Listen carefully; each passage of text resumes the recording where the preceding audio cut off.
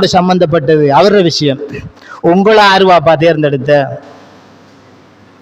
ஏத்தாள் ஆக்களே உங்களை தேர்ந்தெடுக்கல. அதுலயும் பிரச்சனை இருக்குது. கொஞ்ச காலம் பேசுவாரு உஸ்தாது உமர் அலி ஹசரத். எப்படின்னா, இந்த ஜமாத்துல் முஸ்லிமின் பாகிஸ்தானில் தான் உதயமானது. ஆரம்பத்தில் இது எப்படி உதயமாகியது என்றால், இதனுடைய இஸ்தாபர் மசூத் அகமது ஒதுங்கினார், பிறகு மக்சூத் என்பவர் ஒதுங்கினார், பிறகு இன்னும் ஒருவரும் ஒதுங்கினார். அவரும் தெரியல கடைசி வரைக்கும் யார் என்று அந்த ஆளை எனக்கும் தெரியாதனால. அவ இன்னொரு ஆளை ஒதுங்கினாராம். இப்படி 3 பேர் ஒதுங்கினார்கள். அதனால் அங்கே ஜமாத் உருவாகியது. அந்த ஜமாத்துக்கு நாங்க பையத் செஞ்சுக்கிறோம் சொன்னார். இப்ப பிறகு பாகிஸ்தான் ஜமாத்துல் முஸ்லிமின் தான் அது சரியான ஜமாத்து, அசல் ஜமாத் என்றெல்லாம் ஒரு காலத்துல பிரச்சாரம் செஞ்ச. 2015ஆம் ஆண்டுக்கு பிறகு அந்த நிலைமை மாற்றம் பெறுகிறது.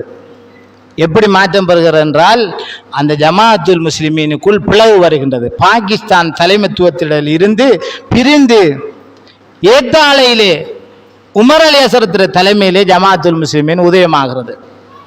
இதுல பகுதி என்ன தெரியுமா? பாகிஸ்தானோட சேரக்குள்ள இந்த தலைவராக இருந்தவர் நதீர் மௌலவி என்றவர். நதீர் மௌலவி கீழே தான் 1989 கால பகுதியில் இந்த ஜமாத்து இஸ்பே இஸ்லாம் என்ற பெயரில் உருவாகுது. அப்படியான அமைப்பில் தான் இந்த உமர் அலி ஹசரத்தும் ஒரு மெம்பராக இருக்கிறார்.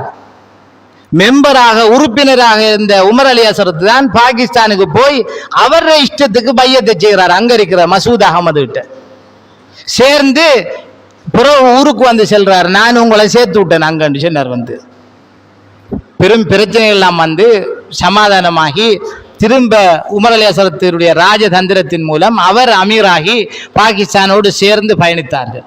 பிறகு பாகிஸ்தான் பிழை என்று சொல்ல போது அல்லது அவர்களுக்கு அப்படி ஒரு முடிவுக்கு வந்த போது உடனே சொன்னார், நாங்க 25 வருஷமாக வழிகட்ட பாகிஸ்தான் ஜமாத்தோடு சத்தியமாகவே இருந்தோம், சத்தியவாதிகளாக இருந்தோம். அவங்க வழிகேடு, நாங்க அவங்களுக்குள்ள நேர்வழியாக இருந்தோம் அப்படி என்று விட்டார்.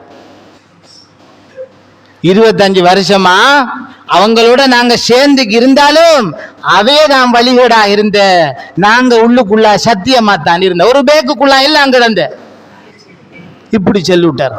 சென்னோன்னு இதுல பின்னால போனவங்களுக்கு கிரு புரியுது, என்ன கேச்சுரா இதட்டு. கொஞ்சம் பேர் அவர கதையை கேட்டு வந்துட்டாங்க.